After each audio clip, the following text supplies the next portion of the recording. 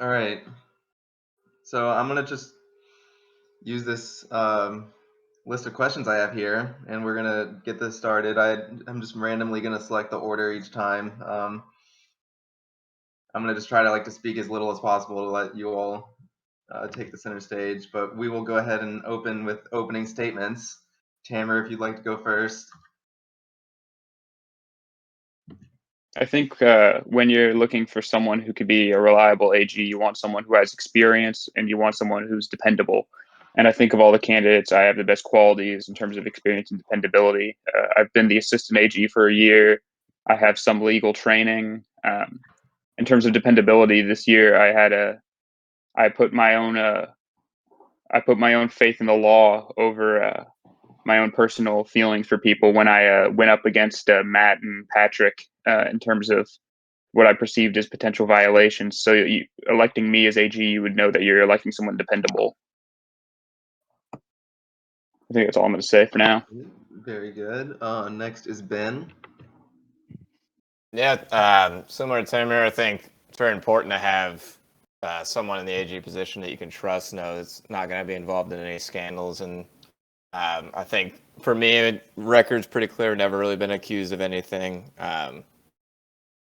Also, like Tamer, I've had leadership experience, except it's been on the council. I'm not even sure if assistant AG is a real position, but I've had experience on the council.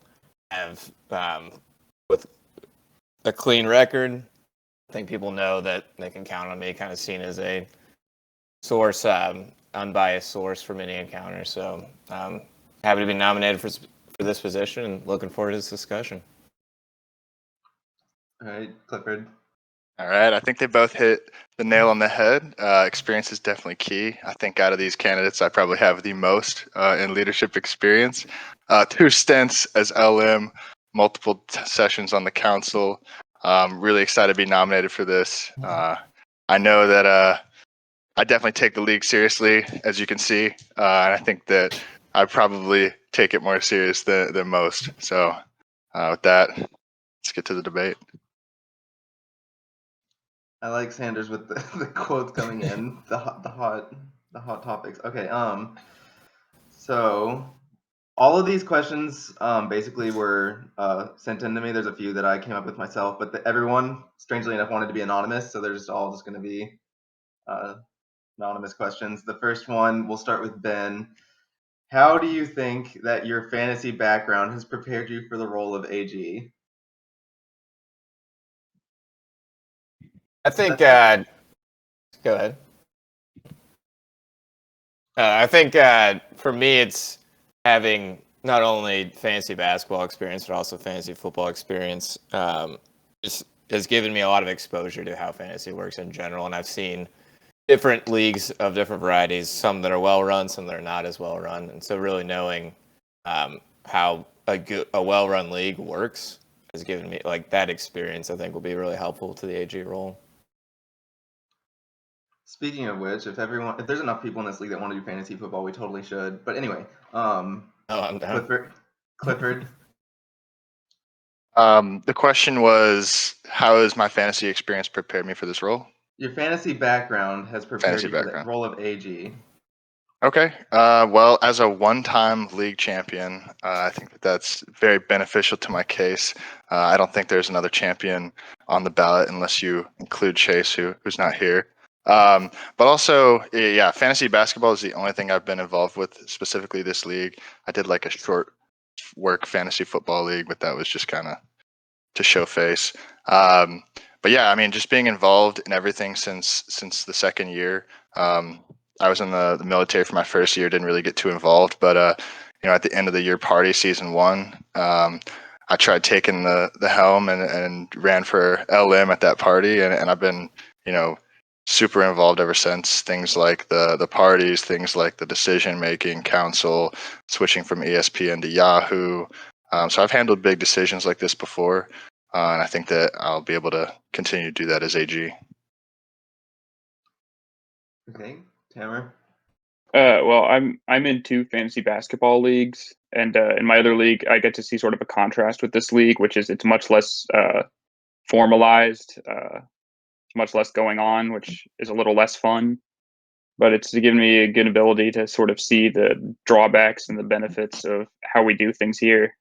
I'm about as successful in that league as I am in this one, so not very.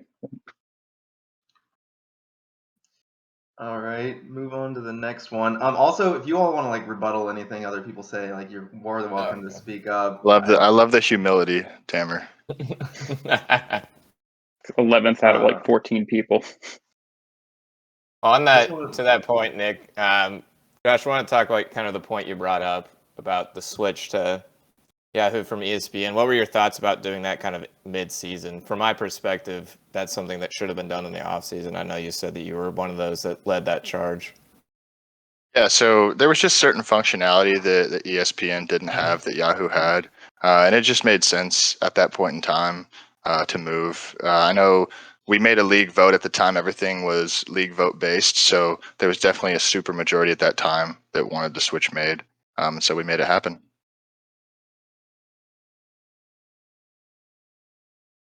All right.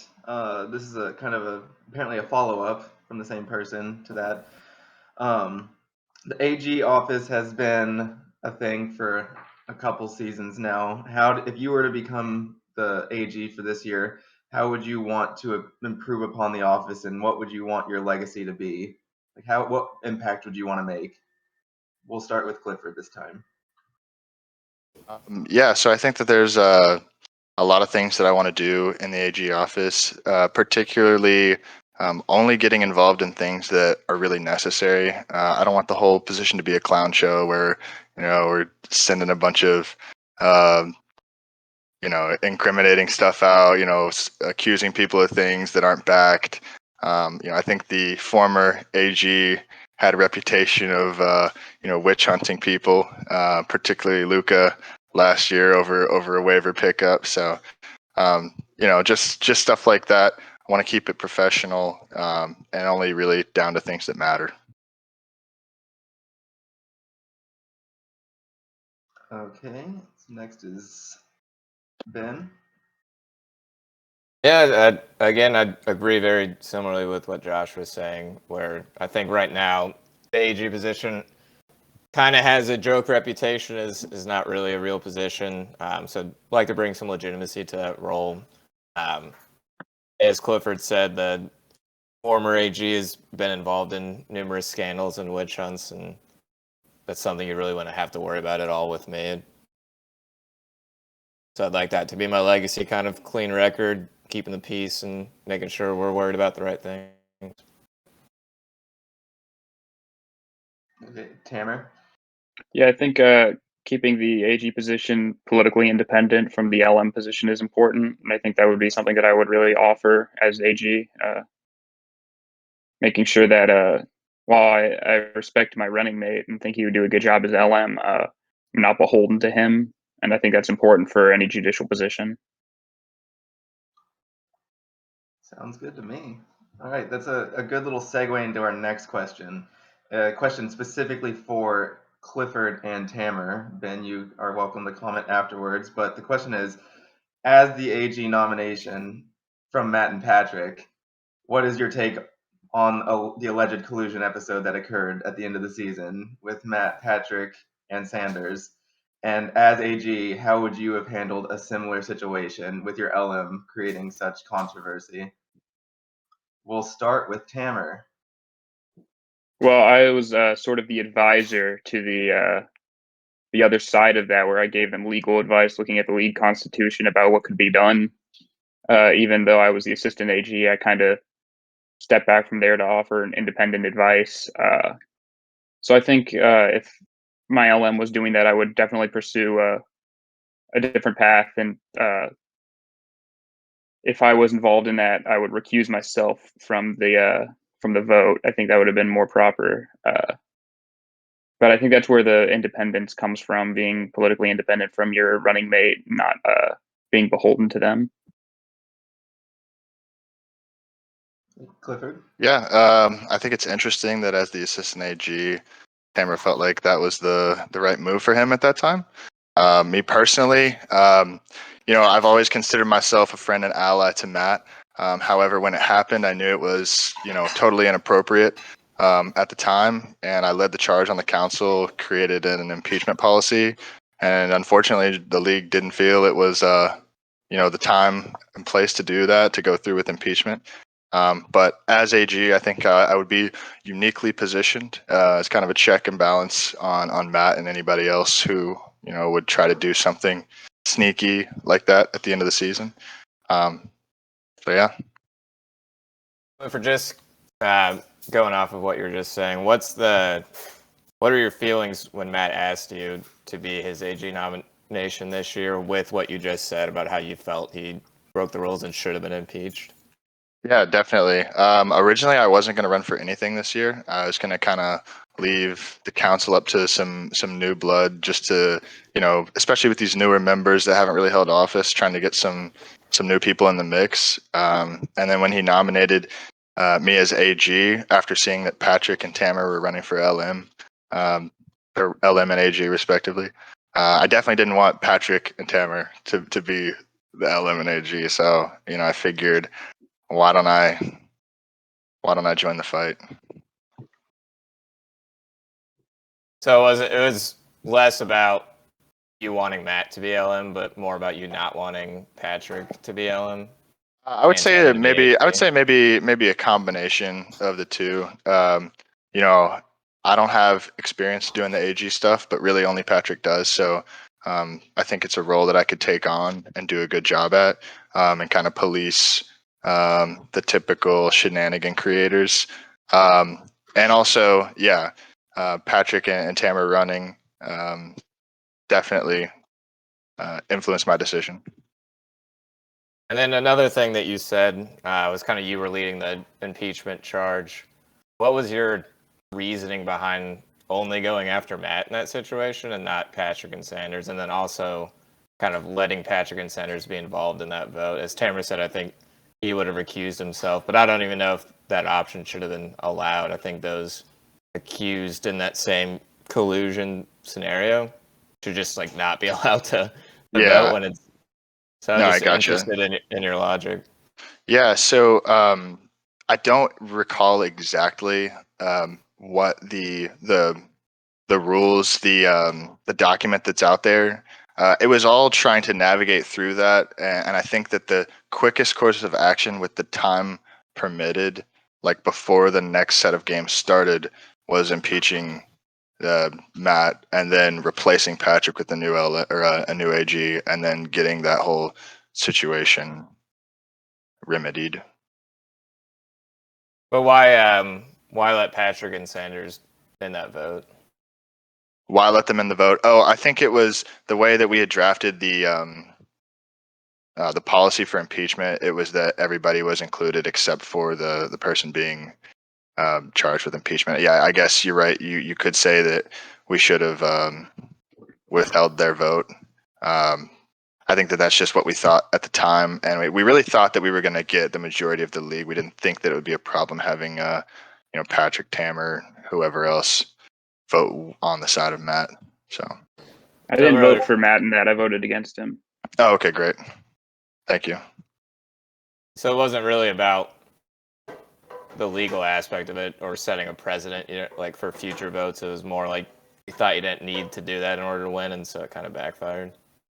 Well, you also have to think about the timing of things. It was very like quick turnaround, like middle of the night kind of stuff, trying to get everybody, especially in the council, to like ratify that. I think you were on the council for that, so you kind of know. I was not on the council last year. Oh, okay. Then I think that anybody else could have spoken to it. All right, and we do have a comment from the audience we'll include in the recording. Adam with 2 M's sends in, for the record, I was against Patrick and Sanders voting in the impeachment vote on the record. Cool, thank you, Adam M. Next question, we will start with Ben. Were you for league expansion? Why or why not? I was against league expansion. I do like the candidates that we brought in, and I think they'll be valuable members to the league. I just already think that given some of the waiver issues we've had with limited options there, and a big league already with a lot of conclusion, particularly from some of the candidates running for LM, that adding more to that could backfire and just cause even more mayhem. But I do like the two candidates that were brought in, so I'm hoping that some of my fears won't be realized. Tamer? Yeah, I was in favor of expansion. I think maybe it could have had different people added to the league. No offense, maybe someone from India, someone from China, those emerging markets. But I also kind of like the idea that maybe I would do better by comparison if we added more people. 11th out of 14 isn't that impressive, but 11 out of 16 looks a lot better. Very good. Clifford? Yeah, naturally, I was for the expansion. I'm a friend of Michael, and I know Elijah have been trying to get in since the year we added Duncan. So I know those guys wanted in. And there are things set in place as far as the rule changes go to reduce the roster size, increase the waiver pool. So I don't think that Ben's point about having that kind of flexibility really holds up. As long as we make the appropriate changes, I think it'll all be okay. Alrighty. I mean, I would say that those rules aren't in place yet. They have to be voted on. I will be in favor of those changes, but I don't know if it's fair to say that the worry isn't there because of these rules that aren't even in place yet. Yeah, I think that it's kind of a consensus that we're making that change. So I think it's fair to make assumptions about it. All right. Also, I have like a lot of questions, so if y'all ever just want to stop, just let me know. I'm just gonna keep spitting them out until someone says they're bored. But a good question to go to after that one, that last comment is Adam and Ben mentioned that an important part of their campaign is focused on the democracy within the league. Do you agree that large changes to the league should be decided by the entire league, or do you trust the elected councilmen to speak for the league for all issues? Clifford? Yeah, I definitely think that. Well, I guess there's kind of two large changes that can be made. I think that like changes to a rule, that's considered a large change. I think that the council can mostly handle those. I think that when there's like a widespread change, like the 9 cat, I wouldn't expect the council to make that. I would expect the league to make that as a whole. The switch to from ESPN to Yahoo, I would expect the league to make that as a whole. So there's definitely decisions that are for the council and for the league, and I think that us as a collective can kind of make that determination. All right, Tamer? Yeah, I'm pretty much in agreement with that. I think any fundamental structural changes to the league would need a league vote, but the day-to-day running and the minor legislation that would go through would be best handled by representatives. Perfect. Ben, it was kind of about your campaign, but do you have any comments? Yeah, I think I'd agree that there's times for the council to make decision, times for the league to make decision. It's just finding an LM candidate that you trust will do that right balance. And for me, it is Adam. I think that he'll make the right decisions along those. And I think in addition to like that balance and when those or what decisions are made, I think timing is really important. And for us, it's a lot of those decisions really need to be made in the off season and not in the middle of the league. I know Josh was talking about how the league kind of had that super majority to vote Yahoo versus ESPN in the middle of the season, but that's something those ESPN issues didn't just pop up out of nowhere. They were known, and so should have really been done in the offseason. And there's been a lot of changes done mid-year that really need to be taken care of before they affect people's team during a season and after a draft has occurred. All right. Let's see, which one do I want to ask next? Okay, this was a question by me. It's kind of relevant to what we were just talking about. So I'm just curious on the record, are you personally for the transition to category-based leagues, or would you prefer to keep it to points league? Ben? Yeah, I think I'm for what the league is for. So this is one of those I think should be a league vote, and because it kind of affects people's strategies from previous years and people's knowledge, it should be more than just a regular majority. It should be a supermajority. That being said, I am for the change. I think category scoring would be more fair, especially now that we're adding these new people to the league. So I am for it. Just want to make sure it's a league decision. Tamer. I only just was able to start understanding the normal scoring, so I'm not really in favor of changing it. Clifford. Nice, Tamer.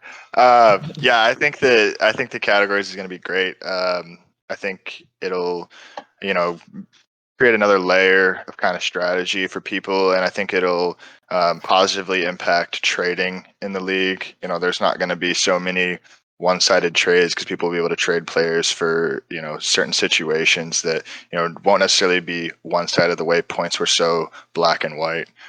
So I think it'll be good for the league. And I think Tamer makes a good point, though, that there are many people that are just figuring out and getting used to that new system, which is why I think it needs to be more than just a simple majority, because it does affect people. It will affect, to a large degree, people's performance in this league. All right. Let's see.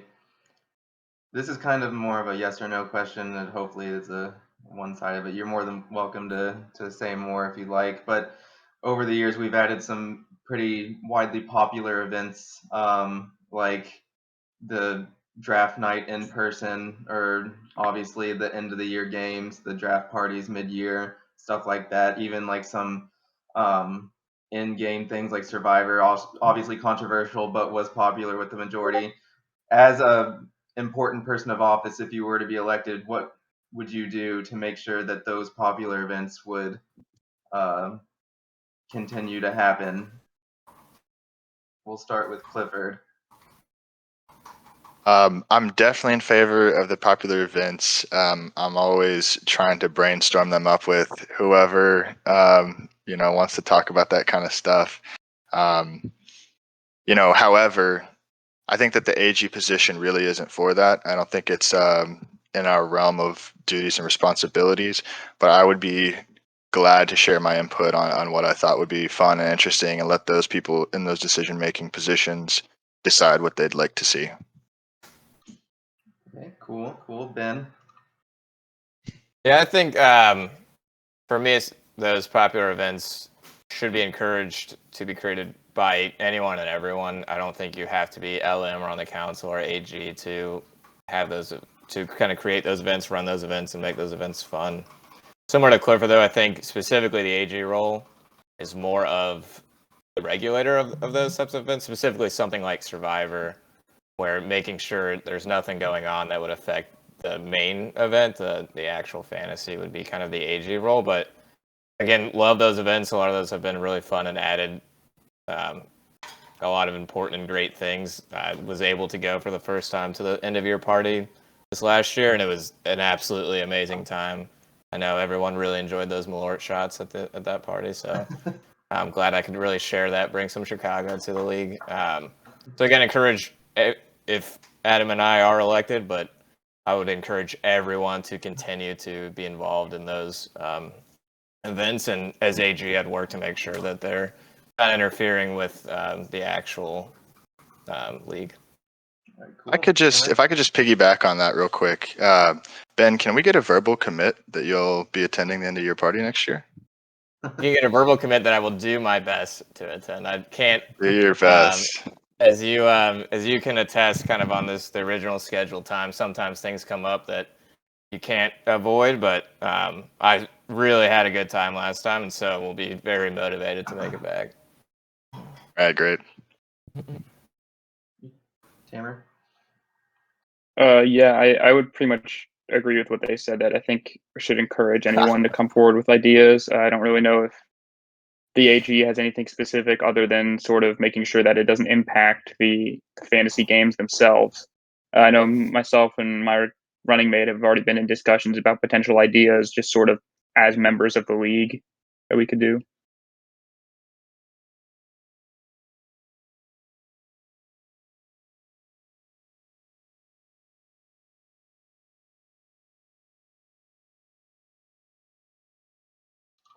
Sorry about that.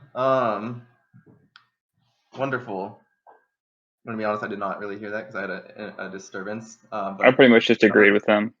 okay, perfect. Tamara, we'll start with you for this one. If you had to choose one LM other than your running mate to vote for, who would it be and why? Any of the other candidates? Yes, the three other candidates. So either Matt, Adam, or Johnny. I guess Adam then, just because I think he would be the most hands off of the other candidates. I think sometimes the LM has been a little too hands on. All right, Clifford. Yeah, so I completely disagree that a LM should be hands off. I think that that's what makes Matt so strong as a candidate is that he is always super involved. There's not a time you can't reach him, place you can't reach him for things concerning the league. It's his baby. So for all the shenanigans that he may be or have been involved in, I think that that's one of the strongest cases for Matt is that he will do whatever it takes for the league. Will Adam? I don't know. It sounds like from what Tamara said, being hands off. Yeah, I don't know. So if I had to choose another other than Matt, I'd probably do Patrick, just because he's not at the same level, but he's always super excited for things league related, super involved. I would say Johnny, but with him and his running mate not here, hard to say that. So yeah, if I had to choose another, it'd probably be Patrick for those reasons. Ben. So just comment on Clifford real quick. So you said that Patrick running was one of the main reasons that you wanted to run because you did not want him to be LM, but that he would be your second choice. That's just very interesting. For me, it would be Matt. He has the experience running the league. I think for the most part, he's done a really good job as a qualified candidate. I obviously think Adam is right for the role this year, but if it's not going to be Adam, I think Matt has that experience and would do a good job. All right, awesome. Another audience question that was just asked to me. Who is your favorite player of all time? And then who is the GOAT? It can be two different people or the same if you'd like. We will start with Ben. Favorite player all time. It's between Derek Fisher and Mike Conley. I'll probably have to stick with Mike Conley. I think you all know my love for Mike. I don't know that I need to expand. Y'all let me get him at a steal this last year, or was it 2 years ago? But he's a stud. Love him. Future Hall of Famer. The GOAT. Probably have to go with LeBron. It's tough being in Chicago. Jordan definitely brought a lot to this city, but I think LeBron's just been so good for so long. It's so impressive that he's still near the top of the league at his age and experience in the league, and what he can do. He can be the best player at almost every position. It's just extremely impressive. But very close call, but I would have to go LeBron. All right, good answers. Tamer. Favorite player is either Ray Allen or Leon Poe, and GOAT, I guess I would say Jordan, just because I think in a GOAT discussion, peak value would beat out longevity in terms of importance to me.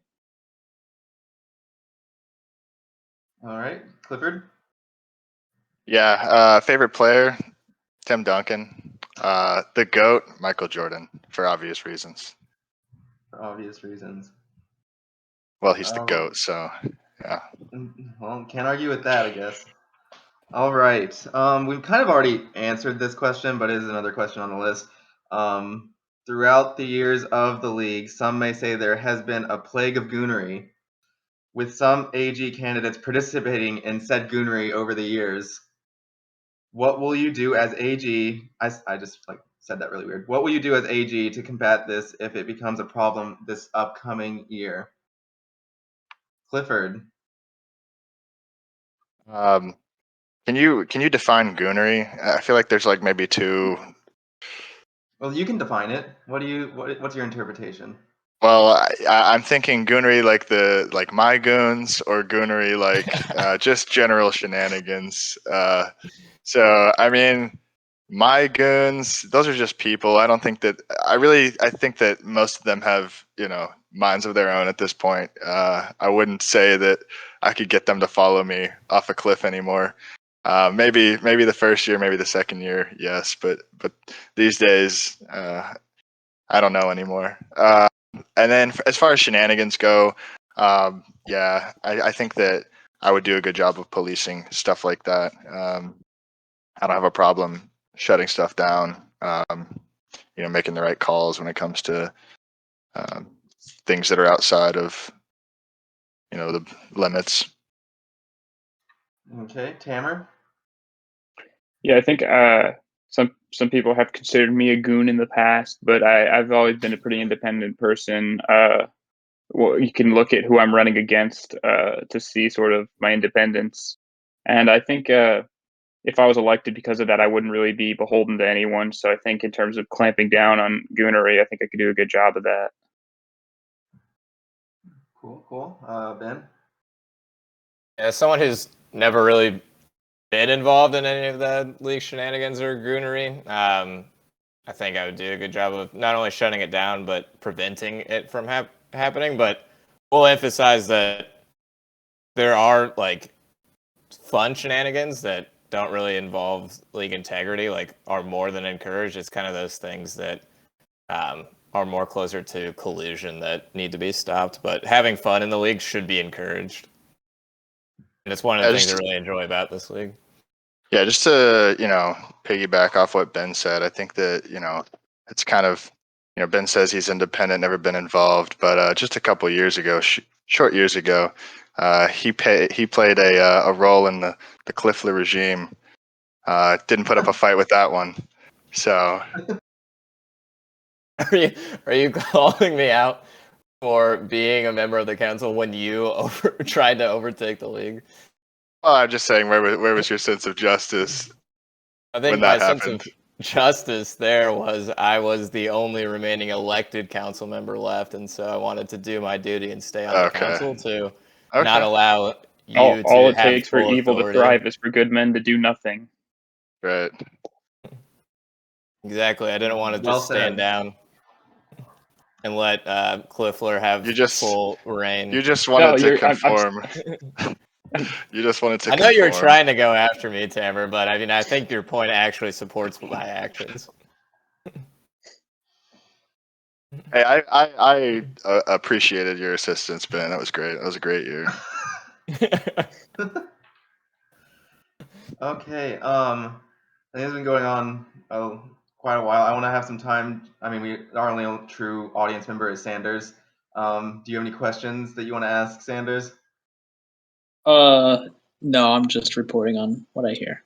He's just a reporter. Good. Okay, so we'll throw it over to Adam and Matt. I know you're kind of like probably a little biased, but you all are welcome to ask some questions if you have any for the three candidates that showed up.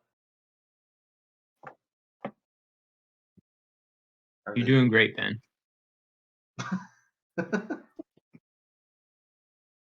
Adam supports his AG. Matt has not done the same.